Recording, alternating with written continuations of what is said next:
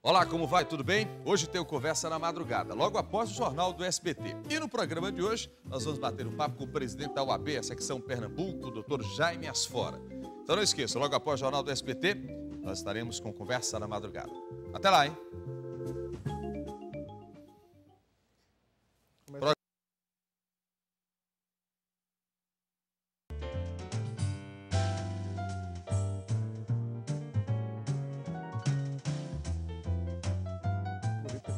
Olá, como vai? Tudo bem?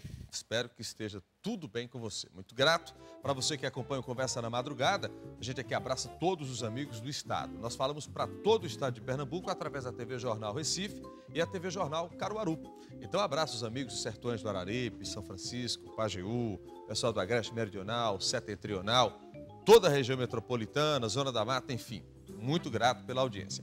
Nosso endereço eletrônico é conversanamadrugada@tvjornal.com.br. Você pode mandar o seu e-mail fazendo a sua crítica, a sua observação e dentro do possível a gente vai atendendo você. Hoje no programa eu vou bater um papo com o advogado, presidente da OAB, secção Pernambuco, Ordem dos Advogados do Brasil, Jaime Asfora. Presidente, tudo bem? Tudo bom, Aldo? Tudo tranquilo? Tudo bom. Prazer estar aqui. Que bom. Muito obrigado em receber. Presidente, quando a gente fala em OAB, é uma instituição muito respeitada, né? Do ponto de vista local, até porque nós temos uma história no direito, primeira faculdade de direito do Brasil, o Recife é muito bem respaldado nesse aspecto. É difícil comandar uma instituição como a Ordem dos Advogados do Brasil? É difícil, mas é um desafio bastante interessante. É muito mais enriquecedor, muito mais rico estar à frente da OAB do que eu pensava. Como você disse, eu sabia, até porque sou advogado, me formei na Faculdade de Direito do Recife, que é a primeira faculdade do Brasil, e o ano passado fez 180 anos. Exato. E sei da importância da OAB, mas estando à frente da entidade, é que eu vi quanto ela é demandada, como ela é demandada. Os movimentos sociais como um todo, sindicatos, associações, outros órgãos corporativos, né? A própria sociedade individualmente, há uma carência muito grande de confiança nas instituições. E a OAB hoje é uma das poucas instituições onde a população pode confiar, sabendo que a OAB não foi cooptada, não está manietada, não está partidarizada. Isso tudo é também muito prazeroso, ao mesmo tempo que é muito desafiador e bastante extenuante. Entendo. Agora, a vida do presidente da OAB, ela se pauta apenas na presidência ou dá para desenvolver, doutor Jaime, alguma atividade paralela? Olha, o presidente da OAB... Porque pelo que eu vi, eu lhe acompanhei num tempo muito curto, curto demais, e vi que é uma coisa muito agitada, né? Tem que atender isso, fazer aquilo. Existe uma série de compromissos a cumprir, de agenda vasta. Dá para ter outra atividade paralela? Depende das circunstâncias, por exemplo. Quando nós assumimos a OAB de Pernambuco, não dava, porque havia uma entidade completamente esfacelada, desorganizada, desestruturada, e nós precisávamos nos dedicar de corpo e alma à reestruturação, ao reequilíbrio e a um processo de resgate da credibilidade da OAB, que ela sempre teve historicamente. Mas eu acho que no Brasil todo ela vinha passando uma fase, uma maré ruim de falta de credibilidade, depois de ter tido o ápice aí na redemocratização, depois que acabou a Constituinte de 88, e o Brasil entrou numa certa normalidade democrática. Eu acho que ela viveu um certo marasmo, eu estava vivendo. E aqui a nossa OAB estava muito desestruturada, estava muito combalida do ponto de vista fiscal, muito endividada, sem estrutura de pessoal, com uma estrutura muito arcaica e sem a confiança dos advogados. Os advogados não confiavam, tanto que havia ainda uma inadimplência muito alta e cada vez mais os advogados se aproximam da OAB, eu sinto isso, mas ainda é preciso continuar a investir nesse processo de resgate da autoestima do advogado e da confiança, da crença dele na OAB. Eu sou procurador do Estado e pude tirar uma licença que é prevista em lei e me dedicar exclusivamente à procuradoria. Uma opção sua, foi uma né? opção minha. Para sair da procuradoria, temporariamente, se dedicar à OAB. OAB. Exatamente. Eu pude deixar a procuradoria de lado pelo prazo do mandato, que são 3 anos, e me dedicar exclusivamente, integralmente à OAB. Entendo. Claro, o presidente da OAB deve, e a grande maioria dos presidentes da OAB, eu inclusive, advogam. Mas nesse primeiro ano eu resolvi me dedicar, e acho que isso vai entrar pelo segundo ano também, pelo visto, integralmente à OAB. Eu pretendo advogar muito pouco esse ano. Ano passado não advoguei, vivi exclusivamente da minha remuneração da Procuradoria para me dedicar ao OAB, porque nós fomos também eleitos num processo histórico muito marcante, quando a oposição ganhou pela primeira vez em 75 anos da OAB, de história da OAB. Foi a primeira vez que a oposição ganhou. E os compromissos, então, são enormes com... o desafio e os compromissos são enormes com essa missão. Entendo. Agora, presidente, como é que o advogado ele chega para a OAB? Por exemplo, a OAB centrada aqui no Recife, você tem um contato maior com os advogados da região metropolitana. Existe um trabalho voltado mais para o interior? Por exemplo, quem vê a gente agora lá em Santa Maria da Boa Vista, que está acompanhando a gente. Quem nos acompanha em Araripina, um exemplo. Essas pessoas, esses advogados, eles têm como chegar à OAB? Existe centrais da OAB pelo interior? Como é que funciona o processo de chegada para os advogados do interior?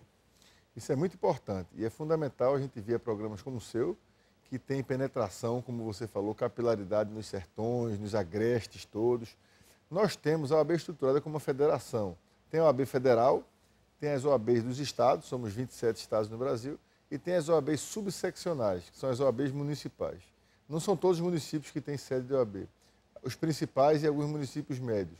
Por exemplo, Afogados da Engazeira no Sertão, Arco Verde, Caruaru no Agreste, Garanhuns, etc. Aqui na região metropolitana tem subseccional em Jaboatão, em Paulista, em Olinda, tem na Zona da Mata também, em Timbaúba, tem em Barreiros, enfim. Tá. Essas cidades todas, tem em Goiânia. De contato, né? E agora, esse é o canal principal do advogado do interior com a OAB. Chegar à OAB do Estado, a nossa OAB, através da OAB subseccional, que também são nossas. Mas é preciso avançar nisso. O ano passado, nós, por estarmos voltados mais para dentro, para arrumar a casa, que estava desarrumada, nós fizemos o que se chama popularmente de mudar o carro, de mudar a roda com o carro andando. Só que no caso da OAB, a gente não só mudou a roda, a gente mudou as rodas, a gente retificou o motor, a gente mexeu na funilaria com o carro andando. E a gente precisa interiorizar a OAB mais. E qual é o melhor caminho para isso? Até atendendo a uma demanda do advogado do interior. É levando a Escola Rui Antunes. É uma escola que a OAB tem, um órgão da OAB, que faz cursos, seminários. Esse ano vai criar pela primeira vez um curso de pós-graduação lato sensu, leva debates. Agora mesmo está levando a Caruaru e a Petrolina debates sobre a eleição do 5º Constitucional, 2 debates com os candidatos pela primeira vez no interior, só tinha em Recife, com os candidatos que vão concorrer à vaga de desembargador nessa eleição tão polêmica, de maneira que nós estamos fortalecendo as subseccionais, essas sedes municipais, e tentando levar a OAB mais ao interior, primeiro através de minha presença, de nossa presença. Eu estou indo mais ao interior a partir de 2008, mas levando, sobretudo, através do que a gente chamou de caravana acadêmica. É um projeto para esse ano que já começou e que agora em fevereiro e março pega mais gás. Em gás desembesta mesmo. É levar toda sexta-feira do mês, pelo menos, um curso, um seminário para uma cidade do interior. A gente já vai na quinta, atende os advogados, visita os fóruns e passa aí... Tudo programado, menos, né? 2 dias do interior dedicados a... 2 dias da semana dedicados ao interior. Jaime, vamos fazer um intervalo, tá certo? Para a gente voltar daqui a pouquinho, continuar esse bate-papo aí com o presidente da OAB Pernambuco, Jaime Asfaro. Já já a gente volta.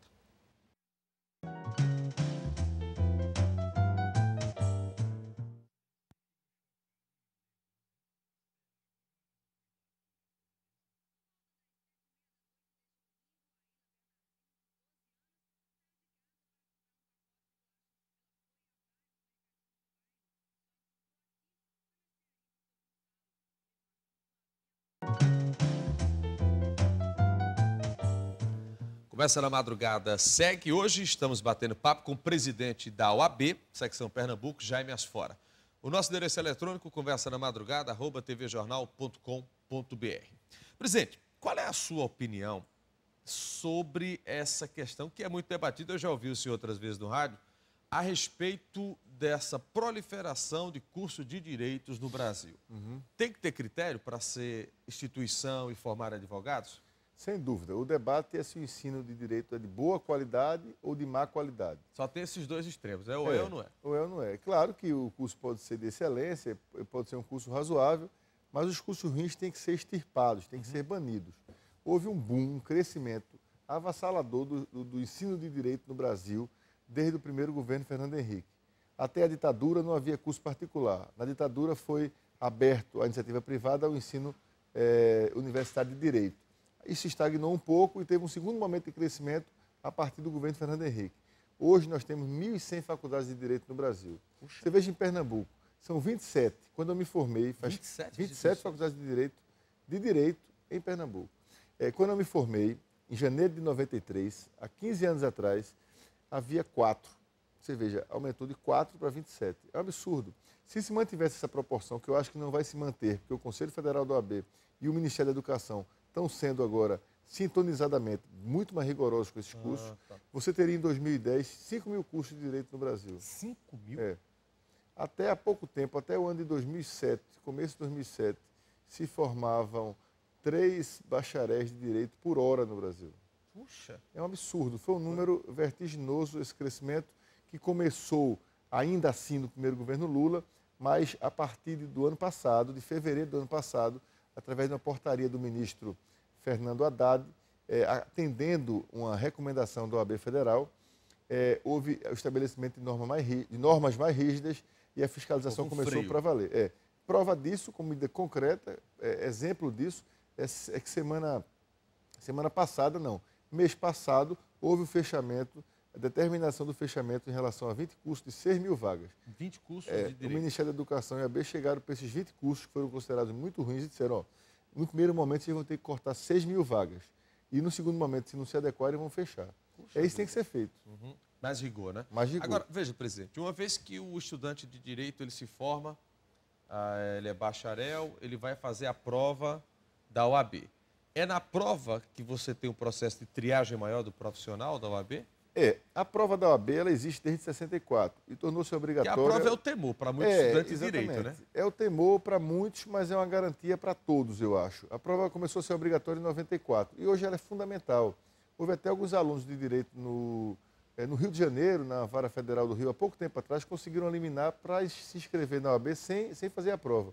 Mas isso é uma temeridade, porque com esse número de faculdades, com essa quantidade de faculdades ruins, é fundamental que a OAB possa fazer essa triagem. O próprio Conselho Federal de Medicina está pensando em criar um exame de ordem, não seria de ordem, um exame de conselho, um exame de ingresso também para a medicina. Aí, qual é o cliente que vai querer um advogado que não passou pelo teste da OAB? Penso que seja assim. Exatamente. Nós temos um número também que é impactante. Eu não quero, né? Advogado me defendendo que não passa pela OAB. Claro, rapaz, sem dúvida. O teste hoje é unificado no Brasil todo, é feito pela UNB, não tem nenhuma ingerência, o que é ótimo, porque a gente não tem acesso um dia sequer antes de estar no site, eu tenho acesso igual a todo mundo. Uhum. É uma prova que não tem histórico de fraudes desde que foi feito pela UNB. E mais, hoje você precisa disso para poder, inclusive, resgatar a credibilidade do advogado. O advogado é muito importante para a sociedade. O advogado é uma profissão fundamental para todos nós. Se um advogado vai trabalhar sem estar preparado, ética ou tecnicamente, ele pode arruinar a sua vida, pode arruinar a sua liberdade, você pode ficar preso além do tempo que devia, você pode arruinar seu patrimônio moral, pode arruinar uma relação, pode arruinar seu casamento, pode arruinar seu patrimônio material, né, seus recursos, seus imóveis, sua vida toda, quer dizer, os seus contratos, sua empresa. Então, é importante que a sociedade confie no exame de ordem, e eu acho que a grande parte dos advogados confia no exame de ordem, e os alunos. A gente tem tentado levar isso para as escolas. Semana passada mesmo eu fui a 2 escolas de Direito levar uma palestra mostrando a importância do exame de ordem para melhorar mesmo a confiabilidade na justiça, a confiabilidade do advogado. Tá. A justiça hoje, doutor Jaime, ela está credibilizada ou não? Como é que o senhor enxerga a justiça no Brasil? A justiça é uma entidade, é uma instituição, é um poder da República, né, tão importante quanto o legislativo e o executivo, mas sofre uma grave crise. O acesso à justiça é difícil, é caro, especialmente em estados como o nosso, onde não há defensoria pública, então o acesso à justiça é limitado, absolutamente limitado. Você vê, a grande maioria das pessoas ganham pouco, são excluídas, são pessoas com dificuldades econômicas. E em Pernambuco você tem mais de 90 comarcas sem defensoria. Eu fui sexta-feira para Belo Jardim, para a inauguração da sede da OAB de lá, e o defensor público que cuida de Belo Jardim cuida de São Bento, Sanharó e mais 4 cidades. Ele cuida de 6 cidades, uma pessoa só. Ele disse, só Belo Jardim, Jaime, não dá para eu cuidar. Claro. Então, é impossível. No sertão, como é que você pode, com distâncias grandes entre cidades, como, por exemplo, entre Parnamirim e Araripina, entre Parnamirim e Santa Maria da Boa Vista, que no mapa é perto, mas você sabe, é muito longe. Como é que um promotor, um defensor público pode cuidar de 5, 6 comarcas como existe lá? Então, o acesso à justiça ele é limitado. E tecnicamente, lugares pobres também. Exatamente, lugares mais pobres, né? Quanto mais você está nos rincões do Estado, mais, infelizmente, ainda mais pobre é a região. Então, a justiça é de difícil acesso, é cara, é burocratizada. Ainda o Código de Processo Civil e a legislação contém mecanismos que emperram, que travam, né? Que travam até pelo excesso de meios de impugnação e de recurso. E a justiça ela é morosa, especialmente a justiça estadual. Eu acredito muito na atual gestão do Dr. Og Fernandes, pelo que nós já conversamos, temos reunião quinta-feira para tratar de uma pauta, mas é preciso que haja uma intervenção na Justiça Estadual maior do que na Justiça do Trabalho e do que na Justiça Federal. Essas têm suas mazelas, mas não são morosas como a Justiça Estadual. Entendo. Não tem sentido, por exemplo, um processo demorar anos, ou um processo que não tem nada a ver com o direito constitucional e até o Supremo. Não pode. O Supremo, por exemplo, vive uma crise desde a Constituinte em 46. Era só para julgar causas constitucionais, chega de tudo lá. O próprio caso do Mensalão é um exemplo. O Supremo está funcionando como uma vara penal. Os 40 ladrões do Mensalão, que foram denunciados pelo Procurador da República, deviam estar sendo julgados no outro foro, não no Supremo Tribunal Federal. Então, tudo isso mostra que a Justiça ainda está em crise. A reforma do Judiciário de 2004 foi uma reforma pífia, uma reforma acanhada, uma reforma medíocre. É preciso que haja uma nova reforma do Judiciário. Para que a coisa acelere mais. E é importantíssimo nesse aspecto o papel da OAB como crítico. A OAB funciona como um crítico permanente, claro, construtivo, mas um crítico permanente, um olhar crítico para o Judiciário. E o CNJ, Conselho Nacional de Justiça, também foi outro marco. A única coisa boa, efetivamente, que essa reforma de 2004 trouxe foi o Conselho Nacional de Justiça, que diz o que o tribunal pode ou não pode fazer administrativamente. Por exemplo, foi o CNJ, para terminar, que acabou com o nepotismo nos tribunais. Até o CNJ dizer, olha, desembargadores e juízes não podem botar parentes como assessores, como secretários, como motoristas. Existia essa penca, esses cabides de emprego. Era um negócio terrível. Que ainda, lamentavelmente, é muito presente na política partidária, né? E na política pernambucana, notadamente. É verdade. Pernambuco é uma das assembleias legislativas que ainda tem nepotismo. A OAB, ano passado, lutou contra isso fortemente, mas esse ano vamos lutar novamente. Segunda-feira eu estou em Brasília com o presidente da OAB Federal, César Brito, e nós vamos levar ele uma proposta que ele já acatou, de irmos em conjunto, os 27 presidentes das OABs e ele, ao presidente da Câmara, Arlindo Quinaglia. Para ver se a ordem vem lá de cima. Porque a emenda constitucional que poderia acabar com o nepotismo não é necessário, porque o nepotismo é inconstitucional, mas as assembleias, como a de Pernambuco... Elas regem e algumas entidades não usam isso como pretexto, entendeu, Aldo? Não, só pode acabar se tiver uma emenda constitucional. Não é isso, mas se há uma emenda tramitando, vamos ao presidente da Câmara saber por quê. Porque essa emenda foi colocada 20 vezes em votação e foi tirada. Por quê? Bom, vamos para mais intervalo, presidente. Daqui a pouquinho a gente volta conversando com o presidente da OAB, Jaime Asfora.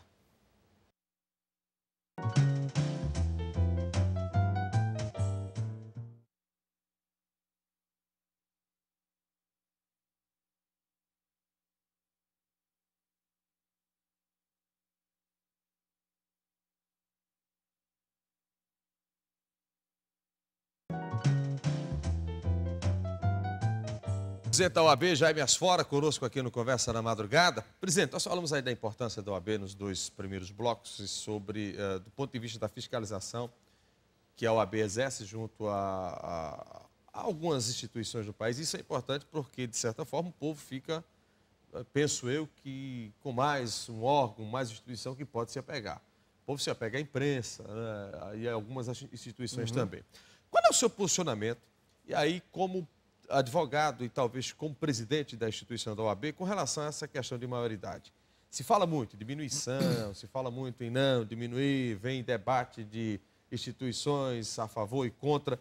Como é que a OAB se posiciona nessa questão de maioridade no Brasil? A OAB se posiciona, de início é bom dizer, claramente contra a redução da maioridade penal. Nós achamos que ela deve continuar em 18 anos. Esse debate, Aldo, ele vem à tona quando geralmente tem um crime de grande comoção.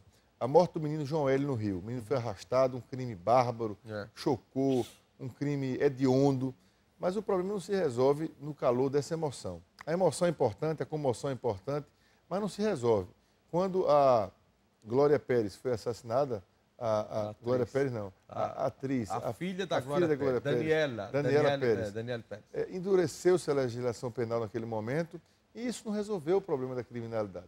Tem que haver investimento onde tem os gargalos e haver menos impunidade. Como é que é menos impunidade?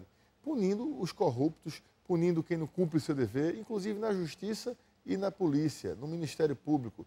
Em Pernambuco, por exemplo, isso é um dado de uma pesquisa do Ministério Público de 2007, mais de 2/3 dos homicídios não são julgados.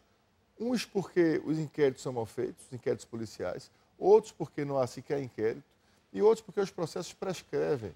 Não há defensor público, como eu falei, para defender os excluídos nesses processos. Não há estrutura nas polícias. As delegacias de polícia de Pernambuco estão caindo aos pedaços ainda hoje. Há poucos delegados, há poucos agentes, há poucos promotores. Há um déficit aí de dezenas de promotores pelas comarcas. Não é só déficit de defensores públicos, há déficit de promotores. Como é que você pode fazer a coisa andar se não tem um promotor para denunciar, não tem um defensor para defender, né? Esse é o problema. Então, a gente tem cobrado isso aos poderes públicos e acho que esse não é o debate principal. O debate principal é fazer cumprir a lei que já existe.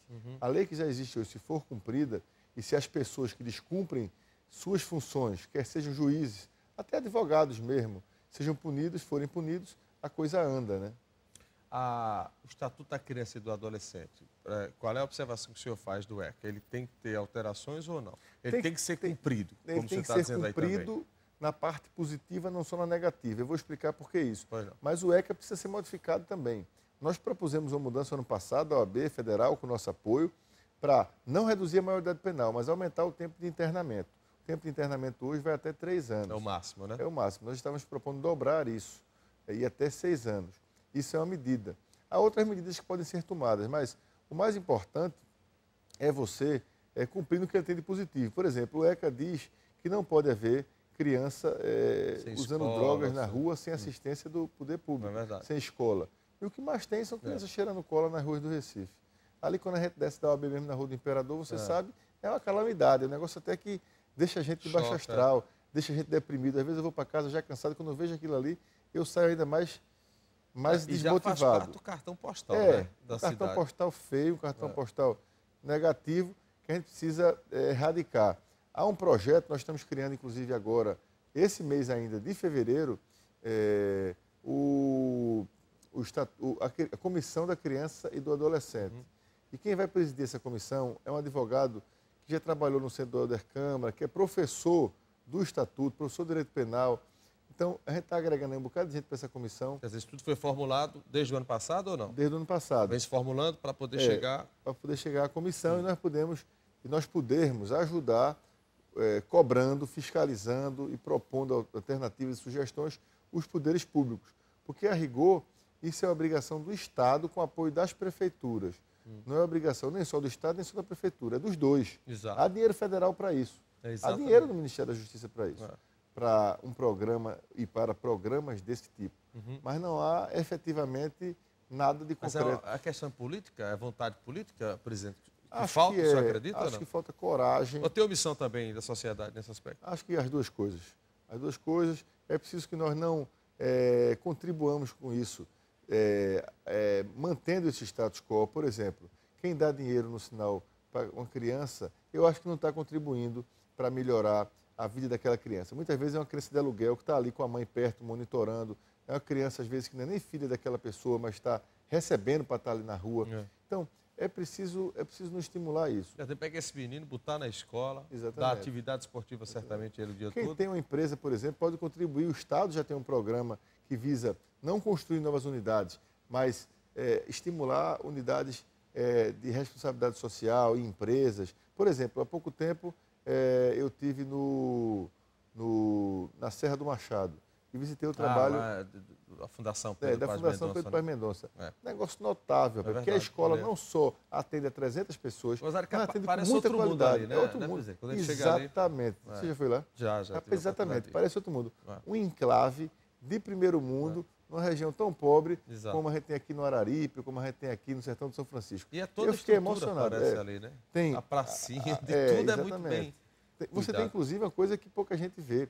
A educação tem que ser associada à cultura. É. Tem escola de dança, escola Exato. de balé para crianças carentes. Música. Quer dizer, música. É. Você precisa estimular a sensibilidade das pessoas. E nada melhor para fazer uma pessoa crescer do que estimular sua sensibilidade cultural, né? Verdade. Forjar novos talentos, fazer aflorar novos talentos. Então é tudo isso. Se os empresários todos, grandes ou médios, fizessem coisas desse tipo, a gente avançava independente do Estado, né? Perfeito. Presidente, nosso tempo já passa rápido, diz que conversa boa, o tempo, né, passa ligeirinho. Exatamente. Né? Foi bom poder ouvir a OAB, através do senhor que é o presidente, e um pouco de suas impressões com relação a alguns temas interessantes na nossa sociedade. Certamente o senhor vai vir aqui outras vezes para que a gente possa descentralizar mais o assunto e pontuar assuntos importantes do qual a OAB sempre participa e faz questão de se integrar um pouco mais a esses problemas da sociedade. Muito obrigado e até a próxima. Obrigado a você, obrigado por essa oportunidade tão prazerosa nessa nossa madrugada. Muito obrigado. Presidente Jaime Asfora, da OAB Pernambuco, conosco aqui no Conversa na Madrugada. Obrigado a você pela audiência e até a próxima oportunidade. Tchau.